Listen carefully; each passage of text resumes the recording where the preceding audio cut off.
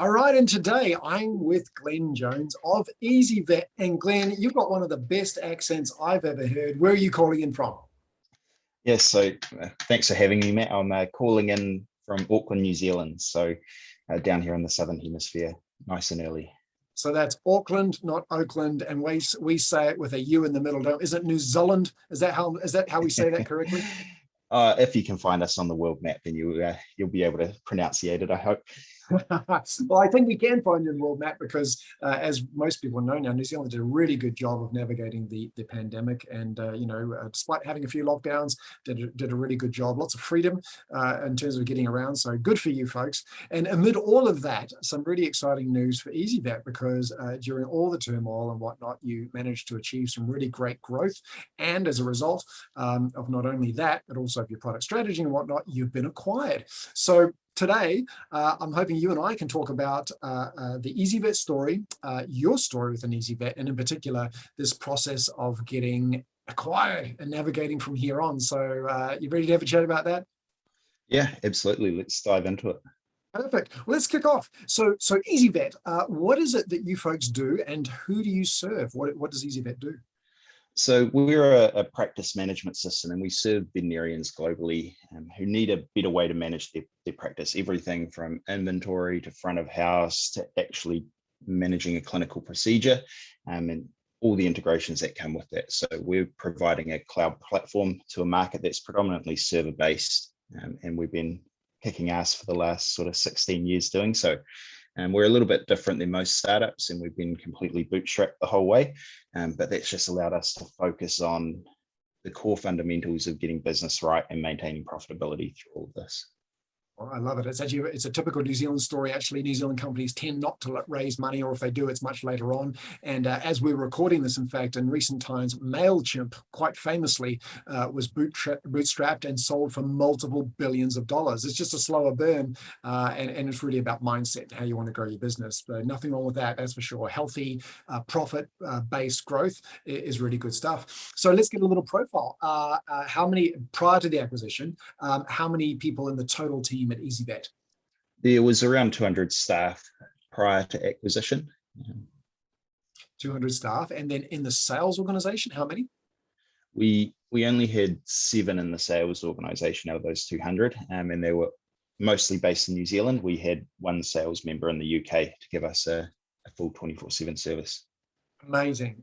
So covering the world with just 7 people, and then just to give people a profile on deal sizes. So what is it? What's an annual sort of relationship with a customer look like, a vet, with you folks on average? Yeah, so an average deal would roughly be around $600 to $700 monthly, Okay. and it's roughly, to come on board, it would cost around $15,000 to do so, but it depends on the practice, how we get them on board, and there's a whole bunch of variable factors in there to drive success. So you make me think of another SASE alumni company, actually, which is Patient Pop, based out of Los Angeles, and they do the exact same thing for doctors' practices. And a very, very successful high growth company, doing well also. So let's start, before we talk about the acquisition, about your journey. So how long have you been with EzyVet prior to acquisition, and what role did you join in? So I joined March 2020, which was a very interesting time to join, right before we were all locked down in our homes for a long period of time. And I joined as the head of sales, and I'm still in this role, but have scaled it out substantially since then, and also been charged with working and dealing with all the commercial partnerships. Previously that sat within the product team, and now it sits in the sales realm to have a revenue focus attached to that. Oh, that's very interesting. And so when you joined, do you have any insight that you're looking to scale the business or get it ready for acquisition, or was that something that wasn't on the radar in your remit? It wasn't on the radar straight away. It was more, we're a strong independent driving things forward in a space where there is a lot of corporate ownership, and we're a little Kiwi company taking on the world. And so it was scaling out our customer and user base, and driving really positive outcomes. So obviously I feel we've done that pretty substantially, and in the last year and a half, we've adapted and molded a lot of things to ensure that we've been driving success. I love it. And for those of you who don't know, they're thinking to themselves, a kiwi, isn't that like a fuzzy green fruit? Yeah, yes, and it's also the national bird of New Zealand, the kiwi bird. Google it, look it up, funny looking thing. They give birth to an egg that looks the size of a football on a relatively small bird. So that's New Zealand. And for those sassy alumni, go to our virtual campus and you'll find a kiwi hidden in most of the rooms. So there you go, fun fact. So let's talk about this acquisition. Who bought you and what's the profile of that organization? What do they look like? So the company who bought us is called IDEX Laboratories, and they're a big Fortune 500 company who's specifically focused on the veterinary vertical. Predominantly, their core offering is diagnostic equipment and various services attached to that as well. So they'll have, a blood analyzer or an X-ray machine and the likes, and their main profile is to get those into veterinary hospitals, and pretty much every veterinary hospital will need that equipment. They also have a software arm, and that's obviously where we're falling into, and they've got some various offerings in there. So they also have probably the largest market share with one of the existing server-based systems globally. And so, it's great to be able to leverage that network as we grow as well. But they're a company of now roughly 10,000 employees across the globe. I don't know the exact country count, but it's in the hundreds. They're everywhere. Makes me think of a fellow I was interviewing not so long ago who was with a company called Building Connected that was acquired by Autodesk. So, a startup that got bought by a real substantial enterprise, as IDEX is. And if you think about it, so you mentioned the fact that they have a server-based solution for veterinary practices. In your mind, and thinking about the strategy behind the acquisition, do you think it was about accelerating sort of an instant on into the cloud world? What is it? Was it, do you think, about EzyVet that was really attractive to IDEX? I think there was a few things that were very attractive. And number one is that we're the most extensive cloud offering in the space. With any practice management and any healthcare sort of company, I guess there's a lot behind the scenes in terms of growing and building. We've been cloud native from day one and been doing that for since 2006. And so I think that gives us a big leg up over most of the competition, because the level of depth that our product is and how long it takes to build, we've got a real first to market sort of approach. And so that's very attractive for IDEX, who has probably the most comprehensive server-based system. So if their customers are looking to transition to cloud, they've got a natural fit to move along to. IDEX also has other cloud systems in their portfolio, and they're probably more on the lighter side. So this is fleshing out the space so that they can cover absolutely everybody in market. So it's a fantastic team to be working with and jump into, because now we can, I'm not offering it directly at the moment, but as we amalgamate further, there'll be multiple offerings we can put out to customers and say, hey, look, well, if EzyVet's not the perfect fit for you, then there's one of these other tools that you could use, and vice versa for the team from the other companies that are kind of under the umbrella as well. Got it. Yeah. So for those of folks who are listening and thinking about, what might happen for you in terms of an acquisition standpoint, particularly founders and CEOs, the strategic acquisition in terms of the private sale, it makes a ton of sense when you've got folks that do have legacy platforms with a massive install customer base. It can be a great defensive play. So if they're getting nibbled at by cloud-based competitors and they've got to have an instant on solution, it's really hard to migrate a code base from on-premise to cloud. And it's really not a migration, it's kind of like a rebuild. And to be able to have an instant on solution with EzyVet makes a ton of sense. And I've seen that many times, over the last couple of decades, I guess, as people, move to the cloud. So that makes sense. And if you think about valuations, right? A lot of folks, and particularly coming from countries like New Zealand, where we think about standard multiples for our company based on EBITDA. When you think about someone like, and we're not going to talk specifics, but someone like an IDEX or large enterprise buying you, they're not going to buy you for a revenue of a multiple of revenue, because it's not what they're buying you for. They're buying you for the potential that your product represents to their existing customer base or the market they're seeking to serve, right? So you can get really, really great financial outcomes from a relatively low revenue base if you have the right product strategically. Yeah. So let's talk more about what happened. So you got acquired, and what was the messaging that came to you and the team in terms of what next, what now, and what this represents for folks? The core messaging for us is that EzyVet's a sort of premium solution. They're buying it to invest in it, and they want us to go faster. So they want to see us scale further through the markets that we currently operate in, and they're trying to build that platform for us. So leveraging their existing teams throughout the company and upskilling those teams on our solutions so that our reach expands hugely. For context, IDEX probably has a relationship with maybe 80 to 90% of the market in various forms. And so leveraging that compared to our much smaller market share is going to allow us to expand a lot more rapidly. So the core messaging was, we need you to scale up quickly. Your implementation and onboarding teams need to scale very fast. Your support team needs to scale to support that. And also from a sales perspective, you need to expand and grow the teams. The other core messaging was that we've purchased EzyVet and we're going to let it be EzyVet. So we don't want you to be changing and doing things completely differently. You brought you because you're successful, and we want you to continue to be successful. So as such, they've stayed sort of arm's length away to in sort of most of the operational practices that we have here. So I've still been able to drive and deliver the sales team exactly how I would. We haven't had any change in any schemes or compensation. We're still doing what we do to drive success the way that we know how, as a Kiwi company that's taken on the world. So that's the culture that they've also purchased, and they want us to continue to thrive in that way. So they don't want to slow us down, and they want to, they say, let EzyVet be EzyVet. That's really interesting. And folks listening, if you've been through an acquisition, most of you will be thinking, well, yeah, that sounds good now, but what happens in a year's time? And that's true. In most acquisitions, it's like steady state, nothing's going to change. And what's happening in the background is sort of like a, people, process, and systems assessment. It's like, okay, well, how do we integrate this into a bigger business? But here's the thing that's different with EzyVet, I think, is in those situations, most normal situations, there's either an overt or unstated hiring freeze, which is like, we're just going to keep the lights on until we figure out what's going on, and then we'll decide what's going to happen next. But what I heard you say, which is very exciting, which is, no, hit the gas. Like, you've got money now, let's grow, and you're doing it independent of IDEX. So it's like your sales team, your service and delivery team, let's go for it. So that's very exciting, right? That's quite different, and I'm sure that makes you feel pretty good, yeah?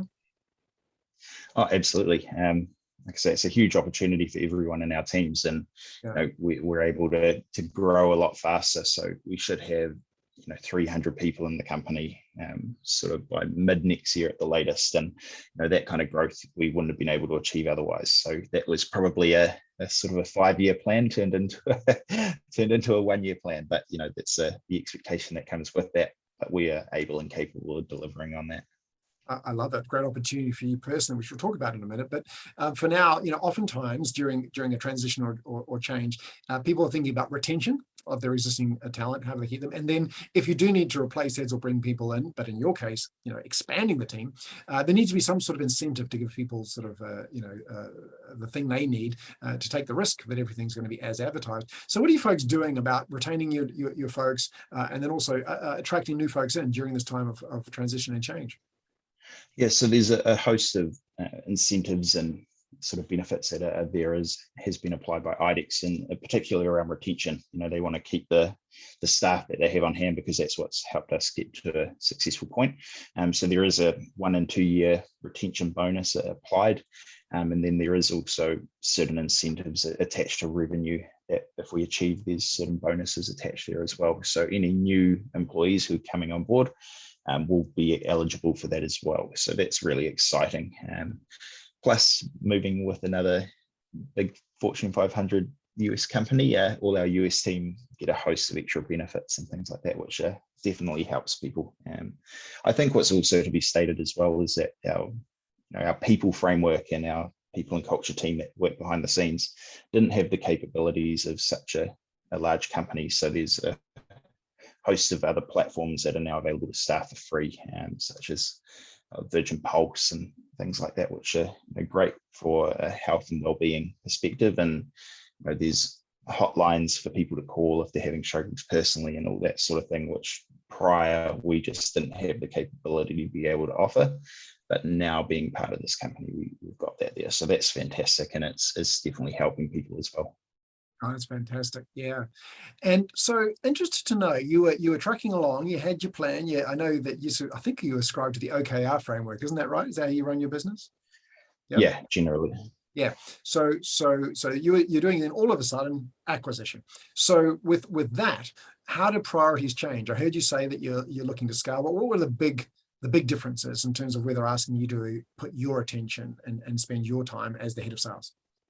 So there was a big change for us in terms of, we also had a sister company called VetRadar, and we completely separate company owned by the same founder, and it was amalgamating that platform in. And so we've now brought all that team in, and it's one and the same with EzyVet. So the first key one is we need to scale that platform alongside EzyVet and offer the two together in conjunction. So that was a bit of an adjustment and a bit of a change to get that there. So the key priority has been, let's scale that platform and get it up to a really good user count as well. So that was starting at less than 100 customers when we had that there. So you could still say that platform was in startup mode versus EzyVet, which has thousands. So we need to scale that platform and get it across users and show how successful it can be. And number two was, once again, just continuing to sell EzyVet to new users across the globe. And if there is IDEXX customers who are looking to shuffle and maneuver, then supporting that transition as well. So we're supporting the transition of lots of people from IDEXX's other offerings over to EzyVet. And because we've got such a good foundation in doing that in the past, we've just been allowed to adapt and do that better. So for example, in the data conversion process, that's a lot more seamless now because we've got immediate access to the other teams, and there's no sort of holding back or not wanting others to succeed. We're trying to do it all with a customer mindset and ensuring they have the best experience possible. So that was a core focus and a priority as well. Maybe not so directly aligned to my remit, but mine was just, let's scale the team and go faster. And I'm also in charge of the commercial partnerships team. So how do we grow our commercial partnerships to achieve certain growth targets through the year as well? Did you inherit any sales folks from that sister company?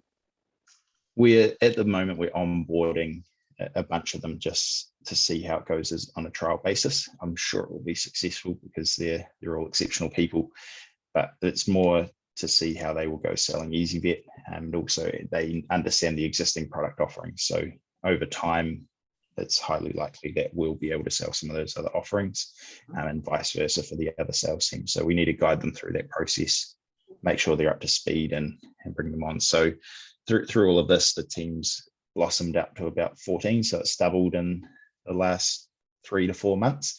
And then there's also operational teams that we've built alongside that as well. Does that mean you're going to get some more help? 14 direct reports sounds a bit heavy. In time, but I'm a big believer in being a little bit lean, but also bringing in the right tools to help. So we've brought in a few tools in the last year that, regardless of the acquisition, we're going to be here, but the likes of Gong and PandaDoc and things like that to help people go faster and help me get visibility over my team and how we can coach them effectively and drive success. Very, very good. And it's interesting because most folks that get acquired actually end up, so for example, if you get acquired by Autodesk or Salesforce or Microsoft, oftentimes that specialist company, say it's an EzyVet that was acquired, will end up being what they call a sales specialist or an overlay. So you'll have the sort of the main product suite, as it were, and you have those sort of core, they'll call them core reps, and then you'll have solution specialists who will sell just the narrow solution, perhaps to be at an EzyVet or something else. But what I'm hearing you say is that there's a really interesting opportunity here where everybody has the opportunity to be a core rep to sell everything in the kit bag. Is that correct?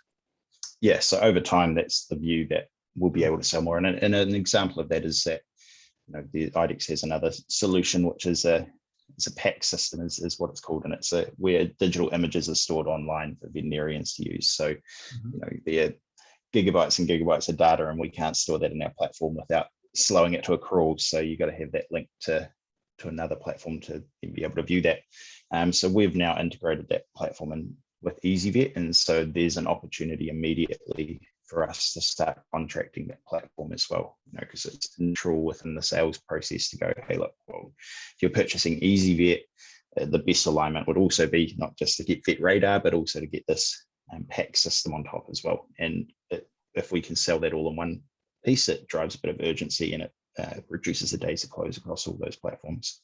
Love it, love it. So you've already talked to some of the opportunity that this acquisition represents in terms of increasing deal sizes and additional product complexity and solution offering.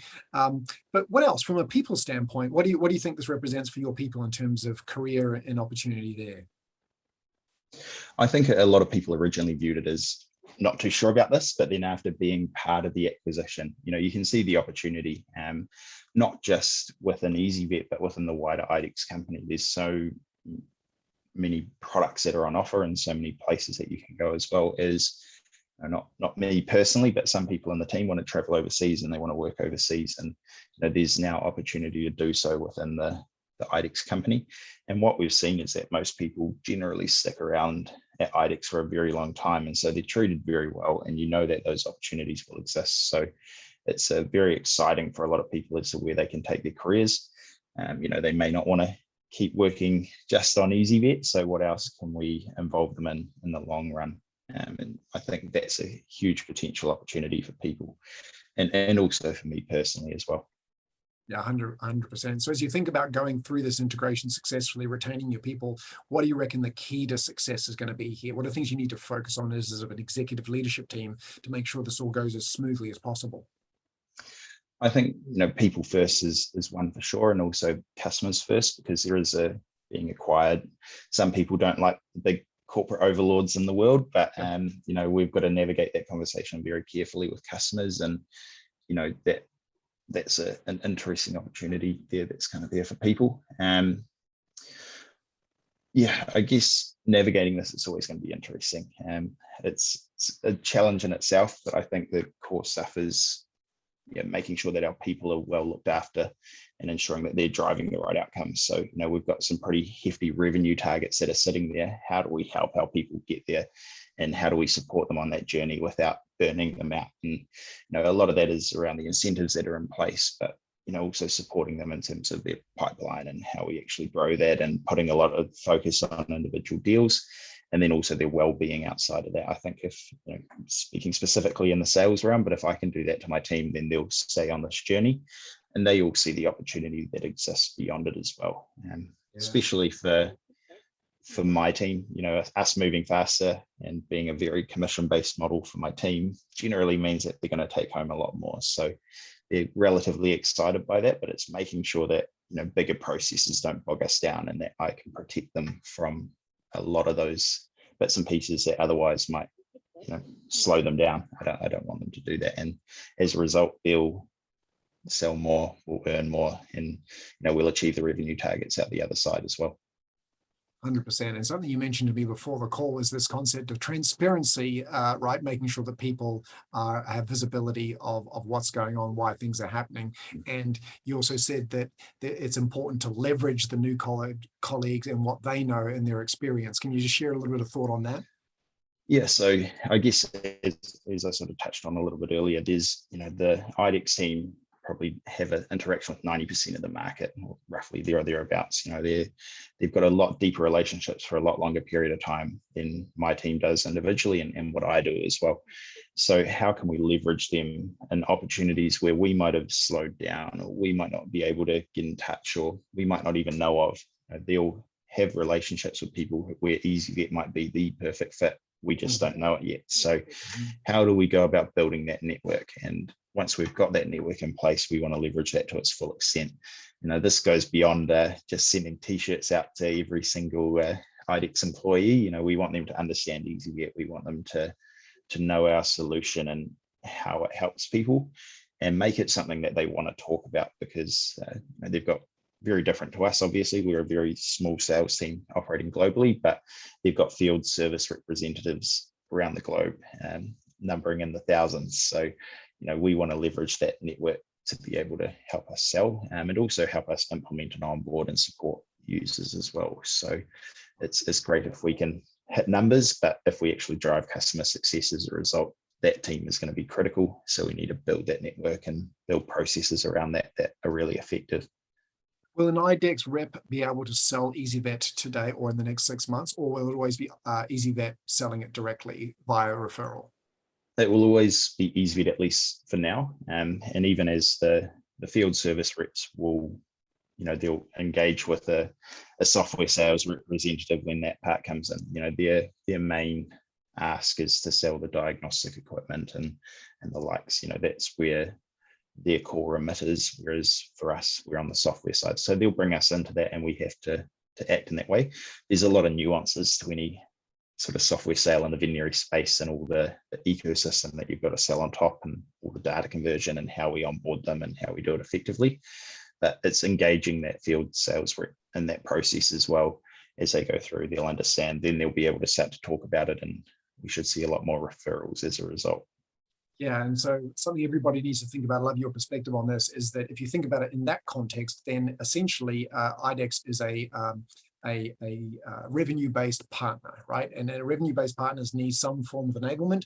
They need to be able to articulate the basics of what the EzyVet solution is and to know what a good opportunity looks like. And they need to get some impact in their back pocket, as it were. They need some sort of commission or incentive or bonus or something for making referrals at some point, in my opinion, because channel partners, people do what they're paid to do. In best intentions, if we really want to drive behavior, then we need to have some sort of incentive around that. Is that something you've given some thought to? Yes, so there is some of that that's there behind the scenes in terms of some incentives that sit there. I think that's great, and people absolutely love that, and they'll work towards that as well. Like everything, if people put a game in front of you, people will play the game, and they'll optimize it to their own worth. But it's all the other bits around that. If they have customers who have a really bad experience, then they won't recommend it because it won't be worth the hassle potentially. Yeah. So we need to ensure that is fundamentally good, and it's really compelling, so that they're like, hey, look, well, I've been through this with another customer of mine before. It's amazing. You should 100% go ahead and do that. That kind of referral when they've got a pre-existing relationship that could span many years, is the way that we will win a lot more business over time. Mm-hmm. Yeah, got it. Well, to round out our conversation, I'd love to give people an idea of sort of what led up to this acquisition. Could you share with us sort of the growth rates that you were achieving ahead of this acquisition, and so what you reckon were the major contributors to the success that led to this outcome? So we've always sort of aimed roughly for 50% year-on-year growth and scaling that through. So, we're talking our annual recurring revenue there rather than anything else. We do have the onboarding component and implementation fees, but that's the cash flow that has helped us drive and scale. I believe, some real critical things that have helped us get to this point, sales and having the right incentive schemes in place and getting the right people on board to help us scale quickly.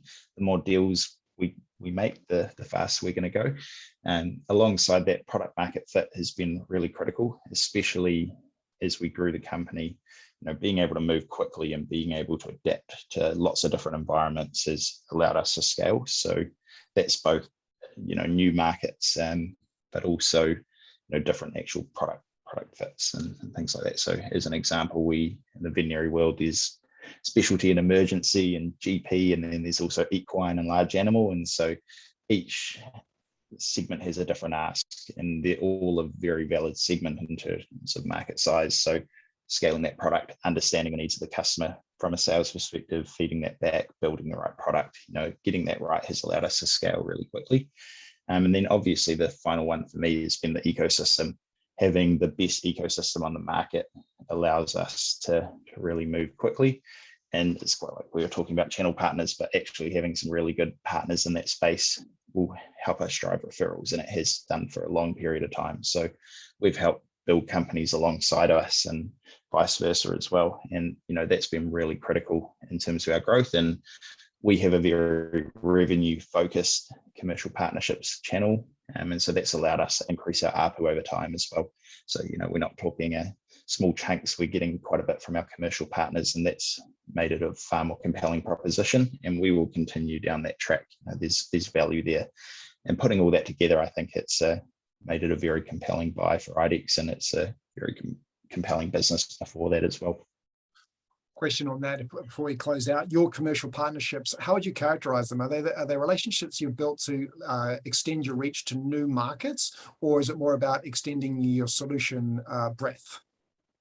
I'd say it's extending solution breadth more than anything. The market, we generally take EzyVet to market first and then build the integrations alongside as customers need them.